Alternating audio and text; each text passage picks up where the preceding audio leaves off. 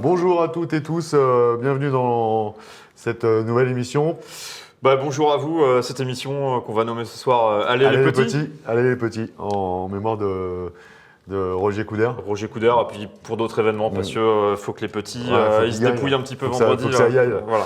Voilà. Donc on va démarrer notre émission par un mea culpa, Gérald. Parce que, encore une fois, on a été brillant. On n'a pas voulu nous mettre dans les flops parce que sinon on va aller dans les flops. On sera là toutes les semaines, c'est ça, c'est le problème. Donc ce week-end, je suis descendu à Toulouse. Et j'ai vu mon cousin Fabien. Ouais. Et il t'a fait une bonne remarque, qui m'a interpellé, qui m'a même tiré les oreilles en me disant vous vous racontez vraiment n'importe quoi. Et notamment sur le fait que Eddie Jones avait pris l'équipe d'Angleterre en 2015. Ouais, on s'est trompé en fait. Effectivement, il prend bien l'équipe en 2015, mais juste après la Coupe du Monde. C'est Stuart Lancaster qui est sélectionneur de l'Angleterre pour la Coupe du Monde 2015. Donc il a récupéré un groupe moribond. Il est sélectionneur du Japon à ce moment-là. Voilà, c'est ça. Et il arrive après la Coupe du Monde, exactement le 20 novembre.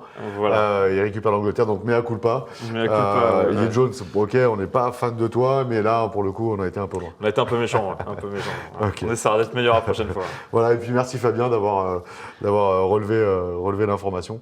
Et puis notre erreur. Voilà. Écoute, je te propose qu'on commence par nos flops. Par les flops, allez.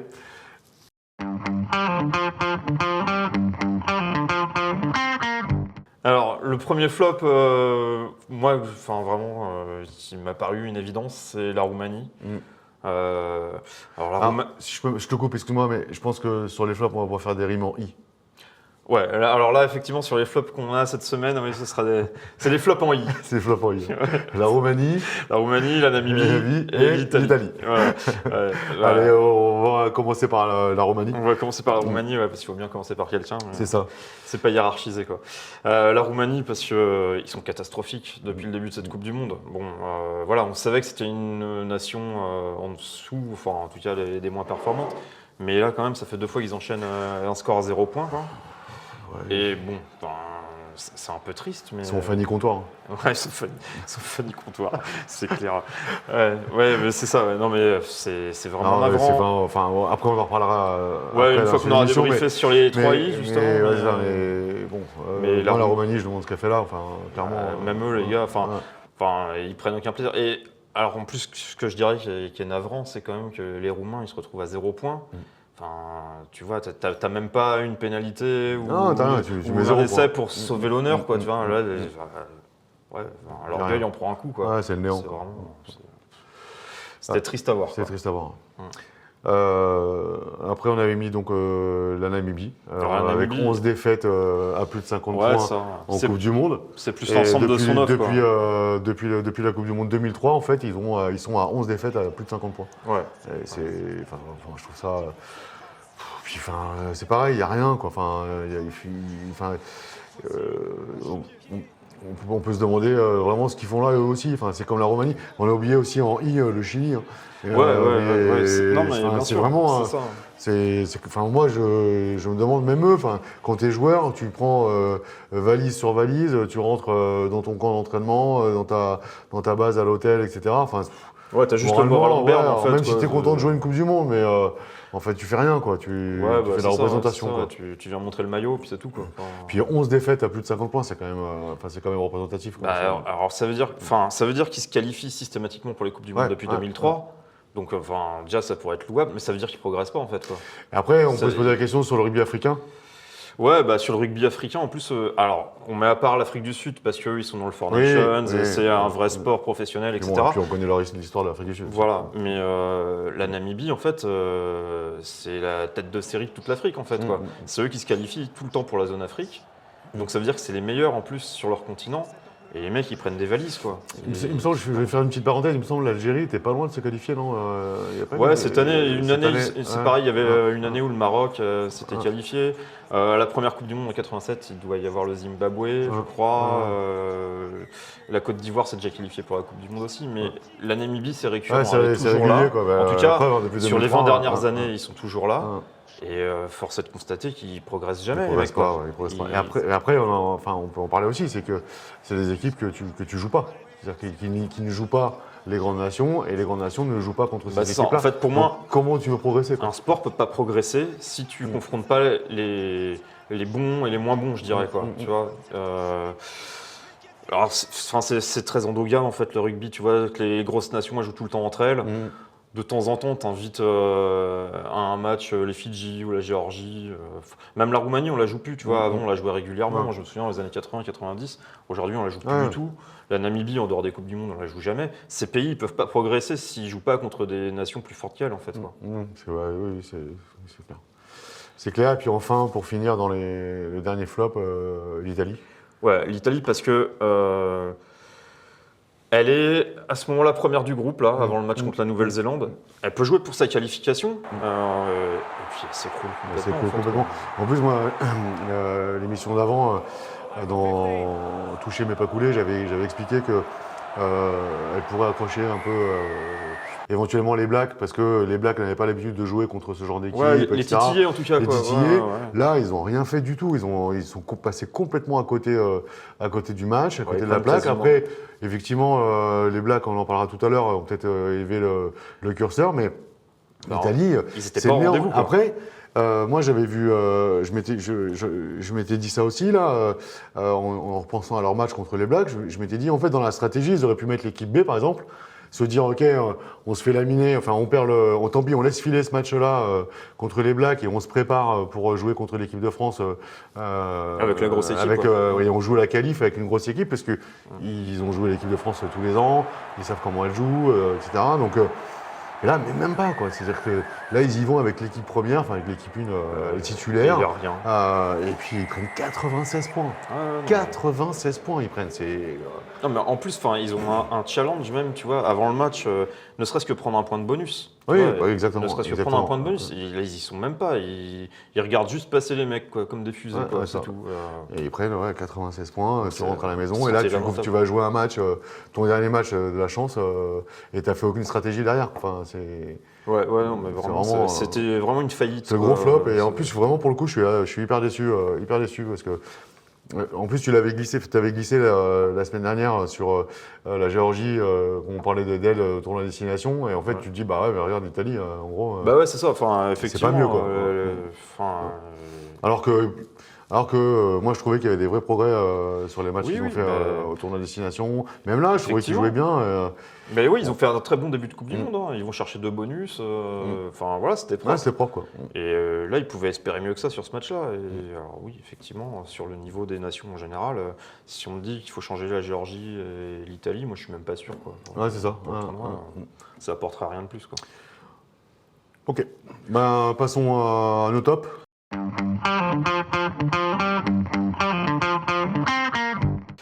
Alors, dans les tops cette semaine, voilà, en contrepartie de ce qu'on avait dit avant, moi vraiment je vois les Blacks. Parce que.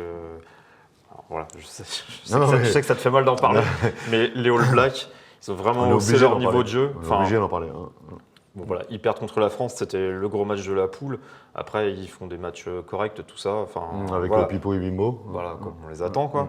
Mais là, vraiment, je trouvais qu'ils avaient haussé leur niveau de jeu, tu vois. Enfin, ils se sont dit, voilà, faut plus qu'on calcule, faut qu'on mette, faut qu'on étrille l'Italie, et ils n'ont pas cherché à comprendre. Ils leur mettent presque 100 pions. Ça. Voilà, c'est ça. Alors, l'Italie, pour moi, le niveau était vraiment, ils n'étaient pas là. Alors eux, justement, je pense que mentalement, ils se sont pas dit, on joue la qualif et on y va. Ils se sont dit, ok, enfin, je sais pas ce qu'ils se sont dit d'ailleurs, mais, voilà. Par contre, les Blacks, eux, ils se sont dit, voilà, ça c'est le match. On y va, on laisse pas d'espace, quoi, en fait, et on laisse pas croire à l'adversaire que ça va être possible. Ils ont été au rendez-vous. D'entrée de jeu, je sais plus à combien de minutes, dans le premier quart d'heure, il y a un SF, voire deux, et après c'était parti. Quoi. Ils ont baladé, quoi. Ils ont baladé. Donc c'est vrai qu'ils ont bien joué, ils ont fait un beau match. Et puis ils ont vraiment été propres et fins, quoi. Je trouve que ce match-là les repositionne vraiment parmi les favoris. Tu vois, on avait l'impression depuis le début de la Coupe du Monde que les All Blacks, comme d'habitude, c'était costaud à jouer, mais qu'ils étaient un peu en dedans. Là, ils ont envoyé un signal fort. Ils ont dit attention, on est là. Et on met 100 pions à l'Italie qui à ce moment-là jouait peut-être gros sur la poule. attention. Ouais, Et- ouais, je suis d'accord. Et... Ça va pas être facile pour l'Irlande si c'est eux qui les ont en Ouais, quart. Hein. tout à fait, tout à fait. Je suis complètement d'accord avec ça. On passe à Pollard dans les Dans les tops, ouais. parce que son retour, nous, on avait quelques inquiétudes sur le plan physique. J'ai trouvé plutôt affûté. Ouais, moi, je l'ai Pour trouvé le coup. plutôt bon. Et Et- j'ai l'impression qu'il a créé une dynamique dans cette équipe d'Afrique du Sud Une concurrence qu'on n'aurait saine. pas forcément soupçonné. Ouais, Quoi. ouais, une concurrence saine au niveau des 10, parce que quand le 10 là, rentre sur le terrain, il fait 100%. Ouais, c'est ça. Ouais, alors certainement qu'il a amené de la régularité chez les buteurs. En tout cas, cette concurrence saine, comme tu dis, voilà, il a pris le jeu à son compte. Moi, en plus, j'ai trouvé que dans le jeu, Ouais, il courant, était très bon, bien, quoi. très bien. J'ai trouvé plutôt pas mal. Et puis, il l'ont fait sortir au bon moment aussi pour qu'il souffle et qu'il Exactement, reprenne ouais. du temps de jeu. Là, c'est plutôt intelligent. Et pour le coup, on l'avait dit aussi la semaine dernière, attention, l'Afrique du Sud, danger. Ouais, moi Le quart vraiment, contre l'équipe de France, c'est une équipe qui me fait peut très être peur. très chaud, Ouais, très c'est chaud. une équipe qui me fait très peur. Parce que là, ils sont bien, ils sont organisés, ça joue. Enfin, on le dit depuis le début de la Coupe du Monde. Hein. Ouais. Mais là, en plus, il retrouve un buteur. Il retrouve Enfin, un buteur, parce qu'on avait mis dans les flops la semaine dernière Ouais, c'est ça, les buteurs exactement. Sudaf. Et on avait justement alerté en disant attention. Ouais, s'ils passent leur pénalité, ils s'ils gagnent passent le leur match pénalité, ils gagnent contre contre l'Irlande, on en avait Donc, parlé. Et là, ça y est, ils ont réglé ça. Et en conquête, c'est fort. ils sont bons partout. Moi, je trouve que c'est une équipe hyper complète. Quoi. En trois quarts, c'est fort. Enfin, voilà, c'est fort partout. Et moi, j'avais toujours ce côté où j'avais du mal avec l'Afrique du Sud sur ce jeu violent. Ouais, Et là, on en avait parlé aussi. et pour le coup, depuis le début de la Coupe du Monde, c'est réglo, c'est propre, c'est physique. Hein, il y a beaucoup d'intensité. Ouais, mais c'est dans le jeu. Mais c'est dans le jeu. c'est ça, Il n'y a, ouais. a pas de côté vicieux ou vraiment violent qui pouvait, enfin, en tout cas que moi je trouvais, qu'il pouvait avoir avant. Et Oui, c'est ça. Enfin, je veux dire, j'ai pas l'impression qu'il provoque des commotions comme on a pu en voir C'est sur ça. les matchs des C'est tournées ça. C'est précédentes, des ça. tournées de novembre, quoi. Ouais. Là, ils ont un jeu qui est quand même très propre. Mm. Comme tu dis, qui est rugueux. Hein, enfin, c'est leur ADN aussi, Ouais, quoi. ouais. Mais qui reste dans la règle et il n'y a rien à dire. Et moi, il me faut vraiment peur pour la suite, quoi. Moi aussi. Voilà, donc Pollard dans les tops. Ouais, parce mais- qu'on a parlé beaucoup de l'Afrique du Sud, mais moins de lui. Oui, mais voilà, il a mais été parce qu'en super fait, parce qu'il a amené quelque chose. dynamisé. Il a amené quelque dynamisé, chose dans ouais. cette équipe. Ouais, tout à fait. Et moi, je rajouterais juste un top, c'est Darcy Graham, Oui, c'est vrai. l'ailier Exact. de l'Écosse, Qui a mis 4 essais. qui met 4 essais, 4 ouais. essais. Et un peu comme Arundel la semaine d'avant, Mm. quoi. Tu vois, c'est que l'opposition en face n'était pas très forte. Mais il faut les mettre comme tu dis. Mais voilà, le boulot d'un ailier, c'est de viser la ligne. Et une fois que tu Ouais, une fois non, que c'est tu y vrai, es, il t'as faut raison. marquer. T'as raison. Souvent, moi, j'ai tendance un peu à sous-estimer ça, le finisseur, pour le coup, le vrai Le finisseur. vrai pas finisseur, ceux qui ouais, attendent sur le banc. l'ailier, ouais, c'est ça. Ouais. Et c'est vrai que t'as raison. Et je l'avais oublié aussi. Ouais, donc voilà. Enfin, je ne m'étendrai pas plus que ça parce qu'il n'y a pas Oui, vraiment c'est ça, d'opposition en mais face. 4 essais, voilà, c'est c'est. juste ouais. signaler ça quand même que c'est quelque chose qui compte. Ça marche. Écoute, passons au match. Nouvelle rubrique. Les matchs de la semaine.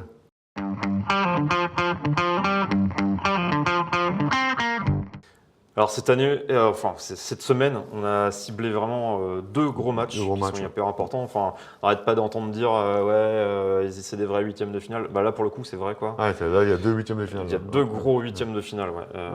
On va peut-être commencer Irlande, par celui qui ne nous concerne pas. Ouais, Irlande-Écosse. Irlande-Écosse, ouais. Gros match. Gros match. Très très très gros match. Parce que celui qui perd, il passe à la trappe. Ah, c'est ça, il sort. Ouais. Il sort. Tu gagnes, tu sors. Ah, c'est ça. Enfin, tu gagnes. Tu gagnes ou tu sors, c'est ça que je veux dire. Tu gagnes ou tu sors. Mais Ouais, j'avais mis un slash qui ne s'entendait pas à l'oral. Quoi. non, c'est gros match. En plus, les deux équipes sont bien. L'Écosse, elle a eu un petit peu de retard au démarrage. Elle a raté son match d'ouverture contre l'Afrique du Ouais, Sud. c'est ça. Mais après, je trouve Parce que, ils avaient tout perdu en conquête, etc. Enfin, ils n'avaient pas été bons du tout. c'est ça. Là, ils se sont remis la tête à l'endroit. Et ce qu'ils font, c'est propre. Ouais, ils sont fringants, Puis même, tout est bien ajusté. Ils sont prêts, quoi. Et je pense qu'ils sont prêts à affronter l'Irlande. Ouais, Et que, je pense pas que l'Irlande sous-estime l'Écosse, parce que c'est pareil, ils se jouent tous les ans.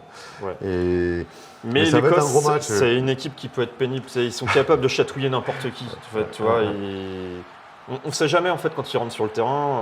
En plus, Russell, ça dépend s'il est bon ou mauvais. Mais c'est une équipe, ils sont capables d'être flamboyants ou de passer à côté. C'est le caillou dans la chaussure. Ouais, c'est ça, c'est le caillou dans la chaussure, exactement. C'est le caillou dans la chaussure. C'est ceux qui t'embêtent jusqu'au bout, quoi, et qui sont capables de te faire basculer un match du bon côté pour eux, quoi. Ou alors, s'ils sont pas trop bêtes, ils peuvent faire un petit arrangement à l'ancienne. Là. Alors ça, c'est la polémique dont on a entendu parler. Un petit arrangement, l'Écosse gagne de 20 points et l'Irlande met le bonus offensif et puis les deux sont qualifiés. Là, bye bye l'Afrique du Sud. L'Afrique du Sud à la trappe, ouais. Alors bon. Moi, j'y crois pas. Moi, j'y crois pas non plus parce que. Par contre, on parle beaucoup des valeurs du rugby et là, pour le coup, on serait vraiment en dehors des valeurs de l'Ovalie.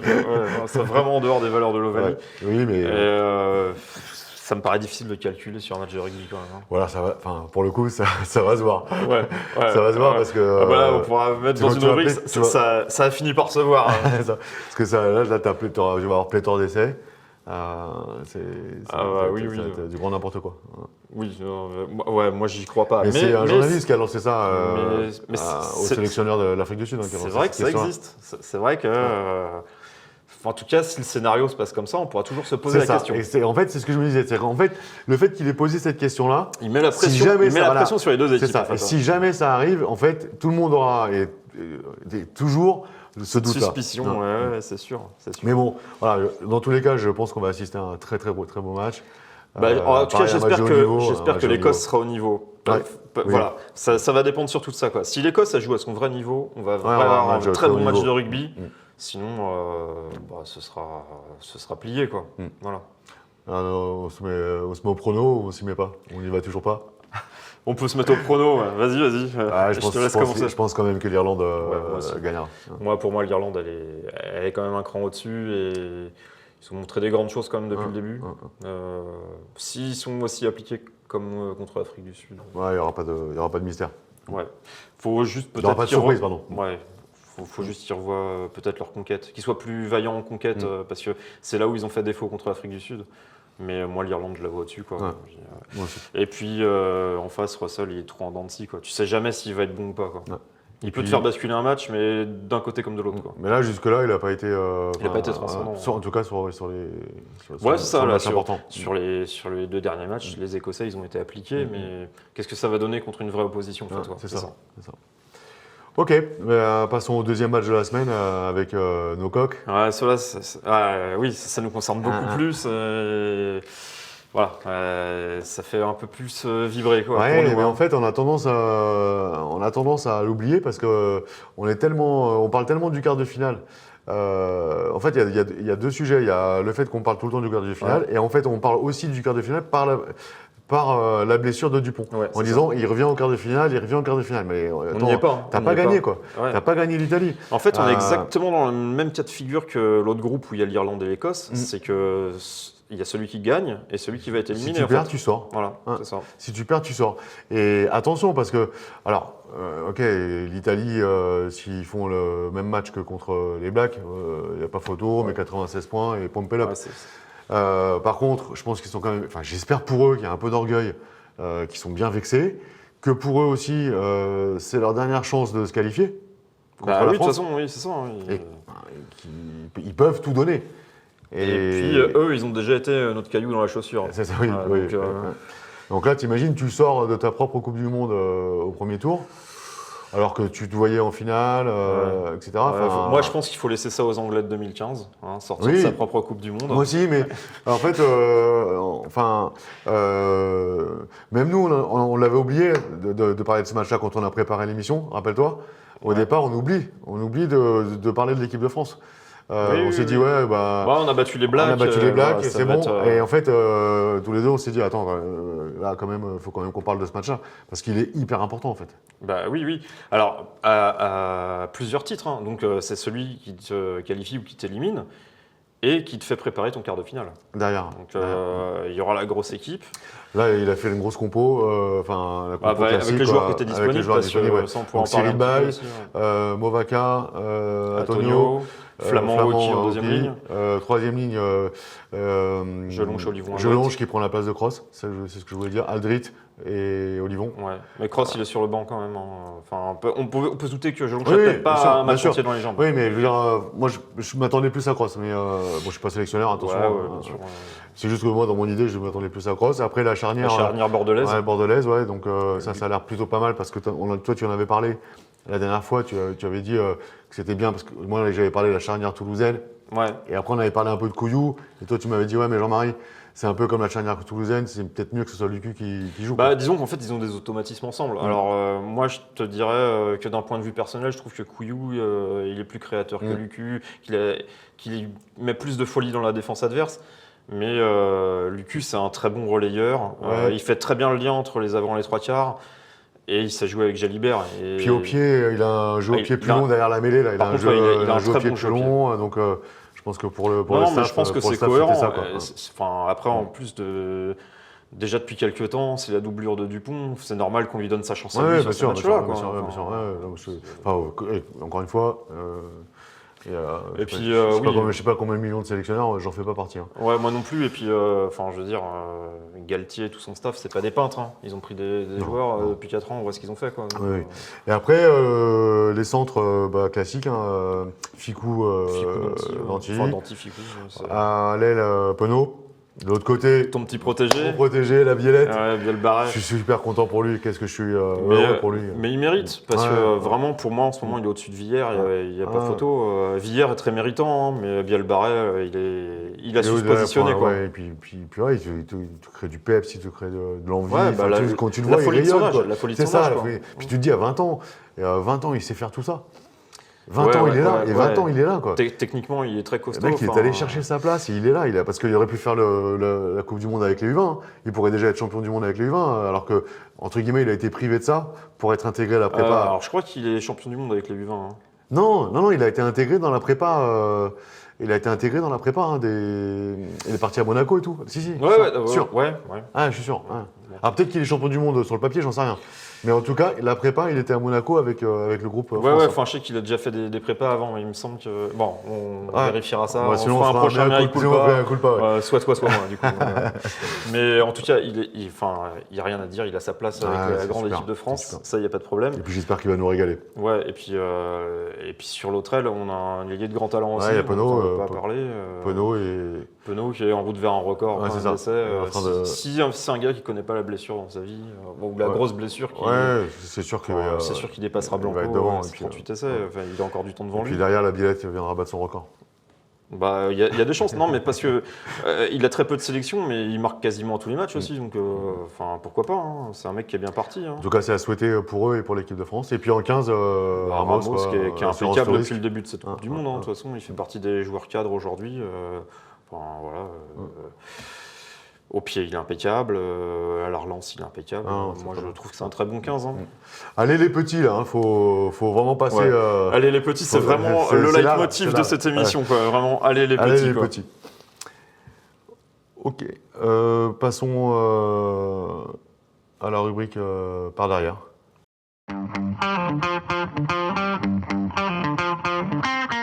Alors, aujourd'hui, dans la rubrique par derrière, on a décidé, suite à un message sur un commentaire sur notre chaîne YouTube, de vous parler. On nous a demandé de faire un sujet sur la médiatisation du rugby. Ouais, il a fallu qu'on potasse un petit peu. Un petit peu quand même.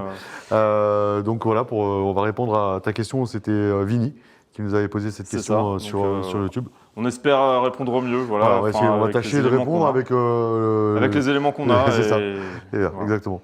Donc du coup, on l'a divisé en 2 parties, avec une partie la genèse et une deuxième partie sur la professionnalisation et le star system. Voilà, on va essayer de structurer un peu le sujet ainsi. Donc sur la genèse, on va laisser notre historien nous expliquer un petit peu comment c'est parti, très rapidement. Quoi. On va pas trop rentrer dans les détails, mais ce qu'il faut prendre en compte, c'est que pendant très longtemps, en gros, le rugby, c'est un sport régional du sud-ouest. Voilà.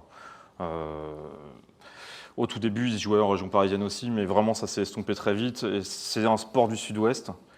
Et pendant très longtemps, ça a végété comme ça, quoi. Et on a vu l'arrivée d'un homme hyper important dans l'histoire du rugby français, c'est Roger Coudert.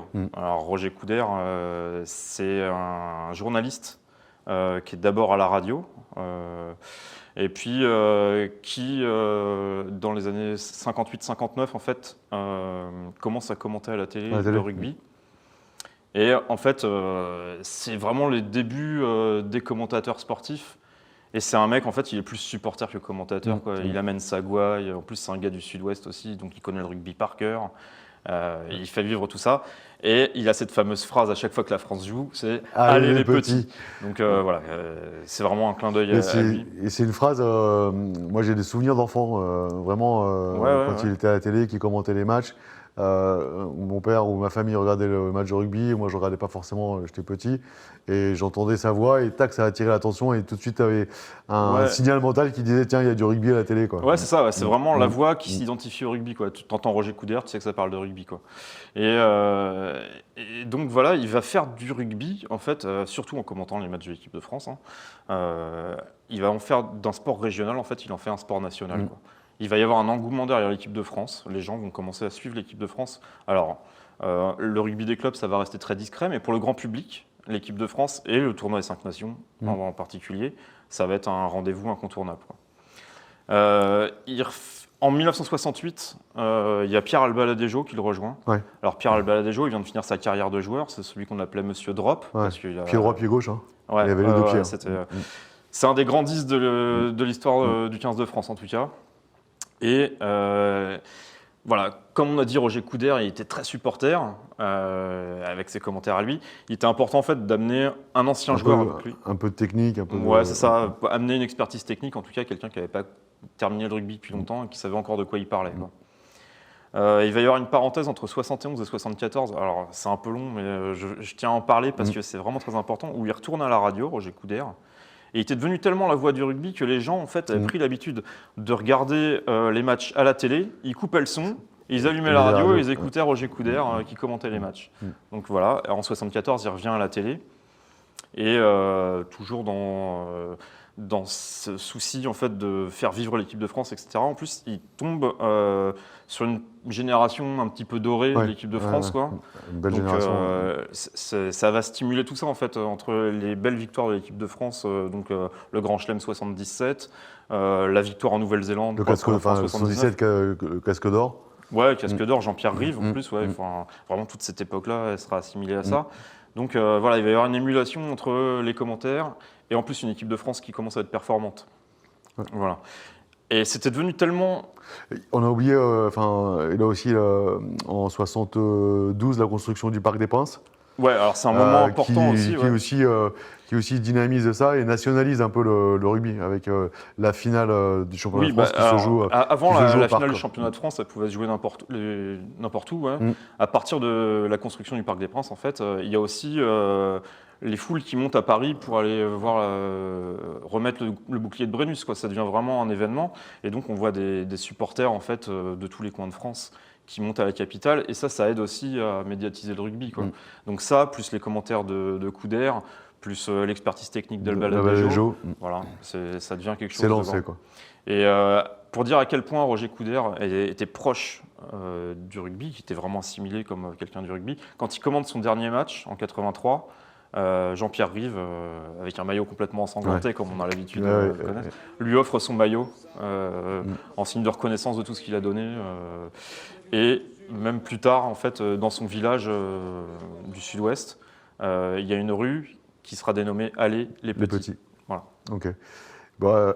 Et après, bon, il s'est passé plein de choses derrière. On n'a pas tout entre 83 et 95 passage au professionnalisme. On a resserré un peu, quoi. Mais il y a un personnage important quand même dont il faut parler, c'est Pierre Salviac. Voilà, Pierre Salviac. Pierre Salviac, parce que après le départ de Roger Coudert, c'est lui qui devient la voix du rugby. Et en fait, il a une approche totalement différente. Si Roger Coudert était supporter, Pierre Salviac, lui, il a un côté un peu plus britannique, où il va amener des données techniques, des stats, des chiffres. Voilà, il est quelque chose d'un peu plus professionnel. Il apporte un peu plus de professionnalisme au métier de commentateur. Mais il sera aussi accompagné par Pierre Albaladejo. Donc il y aura une continuité aussi dans les commentaires du second commentateur. Quoi. Ouais. Pierre Salvac, c'est pareil, c'est une voix, c'est son Ouais, accent du Sud, et c'est des expressions aussi. C'est ça, des expressions. La cabane est tombée sur le chien, les mouches ont changé d'âne, le cochon est dans le maïs. Ouais. Et puis pareil, il était sur Stade 2, et sur Stade 2, chaque fois Pierre Salvac, on savait que c'était rugby, quoi. Ouais, ça, la rubrique rugby de Stade 2. Ouais, c'est ça. C'était associé aussi à sa voix, quoi. Exactement. Et 95, on bascule sur le monde professionnel du rugby. Le rugby qui passe professionnel. C'est en 95, oui. Ouais. Et donc à partir de là, les choses bougent quand même. Ouais, changent. il y avait déjà eu quelques petits changements avant, en fait. Hein. On a vu la médiatisation, notamment passer par la création d'une Coupe du Monde. On en a parlé récemment. Bon, en 95, ça devient professionnel lors de la 3e Coupe du Monde. Donc voilà, c'est quelque chose en tout cas qui va s'inscrire dans le temps et qui va aider aussi à la médiatisation de ce sport. Création de la Coupe d'Europe derrière. Ouais, en 96.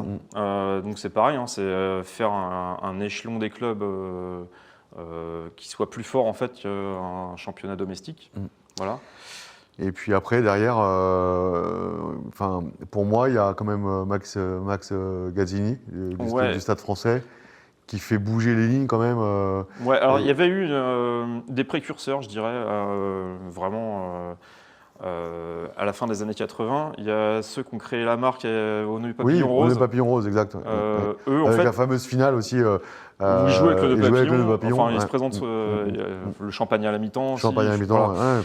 Et en fait, ces gars-là du Racing, ils ont créé une marque où en fait la tenue de sport, le maillot de rugby, devient un objet de prêt-à-porter.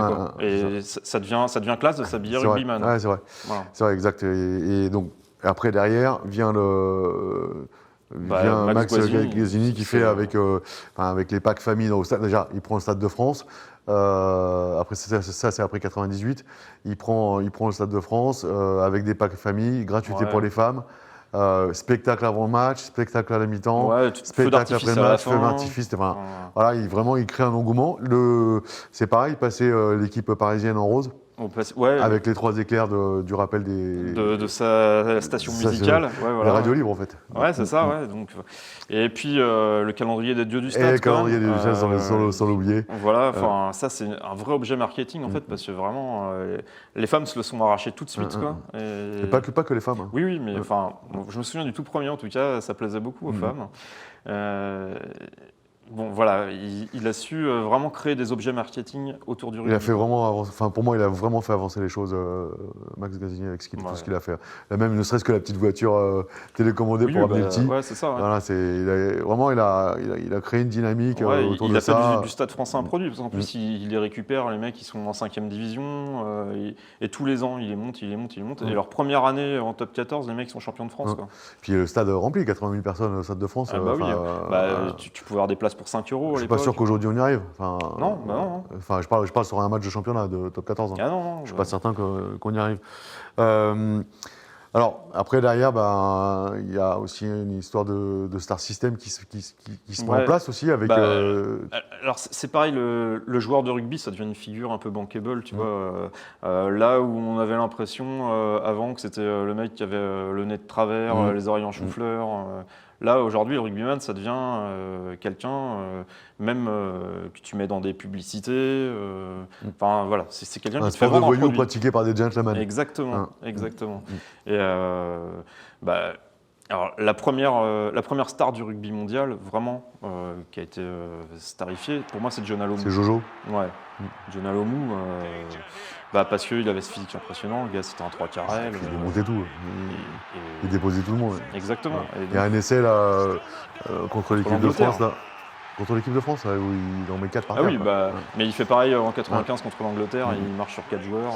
Là, moi je me souviens, en 99, il y a Benazi qui veut le charger à l'épaule, il rebondit dessus, par terre. Surtout Benazi, tu te rends compte. Voilà. Donc c'était vraiment un grand monsieur, John Alomou. Et du coup, en France, il fallait un pendant aussi qui soit notre star, un peu l'équivalent de John On Aoumou. a eu Chabal. Et on a monté au nu Sébastien Chabal. Chabal, avec 2-3 gros plaquages qui l'ont rendu célèbre. Ouais, c'est ça. Et après, derrière, on a fait tout un star system derrière lui. Quoi. C'est ça. Et puis le look qui va avec. Ouais, tout le look, ça, il a voilà, viré tout. Bon, après, c'est pareil, c'est un bon joueur. Hein. Il a 62 sélections. 62 sélections. Voilà, on n'en arrive pas là si on n'est pas un bon joueur. C'est pas que un nom. Tout à fait. Voilà, ça, et puis maintenant, aujourd'hui, on a Dupont, Aldrit, Ntamak, Ramos. Ils font tous des pubs. Ouais. Voilà, c'est ça, tous les joueurs on les met dans la boucle pour créer cette dynamique en fait, économique aussi. Hein. Il y a aussi toute la partie économique derrière. Bah oui, c'est ça, parce que clairement, c'est pas des acteurs. Hein. Tu les vois quand ils sont dans les pubs, tu vois clairement que c'est pas des acteurs, mais c'est leur image qui fait vendre, quoi. Parce que ils véhiculent. Même aussi... Servat fait de la pub aujourd'hui. Ouais, même Servat. Ouais. Oui, effectivement, ce sont pas tous des acteurs. Mais c'est là que tu vois que le rugbyman fait vendre. Tu te prives d'un acteur parce que justement sur son image et par les valeurs aussi qu'il véhicule, du rugby.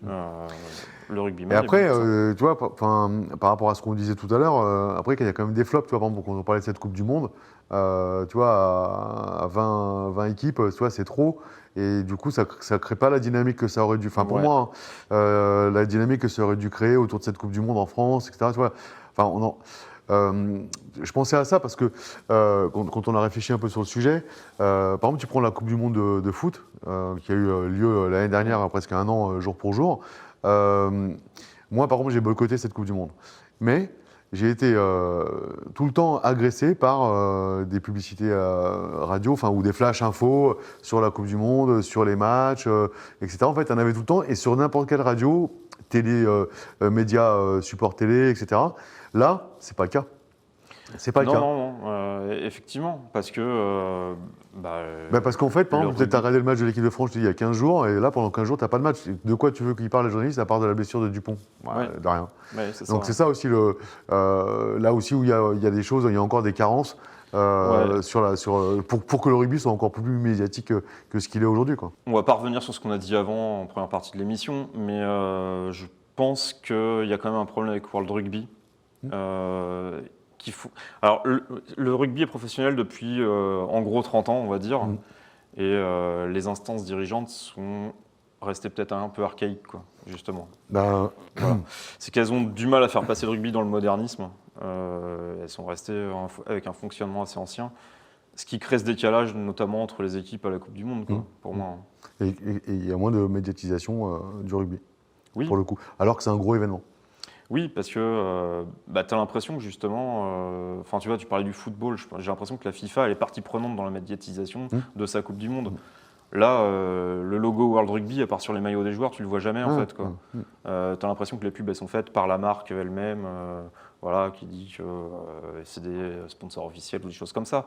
Mais tu n'as pas l'impression que World Rugby est partie prenante dans la Coupe du Monde en fait quand tu le vois de l'extérieur. Eh bien, écoutez, je pense que l'émission touche à sa fin. On voulait dédier cette émission aux voix du rugby, parce qu'on en a parlé. Ouais, allez les petits, je leur dis. Allez les petits. Voilà. Et donc, Roger Coudert. Alors Roger Coudert, parce que justement, il avait ce côté supporter dans les commentaires. Cette dynamique, Pierre Salviac, parce qu'il avait ce côté technique. Et puis aujourd'hui. Et puis on voudrait dédier cette émission à Mathieu Lartaud. Parce que justement, c'est un mix des deux. Et lui nous fait vivre sa passion en nous mettant ses commentateurs de supporters. Ses commentaires de supporters. Et une analyse. Et en même temps, il a une analyse technique. Il a la voix. C'est un mix entre Coudert et Salviac. On dédie cette émission aux trois grands hommes. Aux voix du rugby. Aux voix du rugby. Et allez les petits. Allez les petits.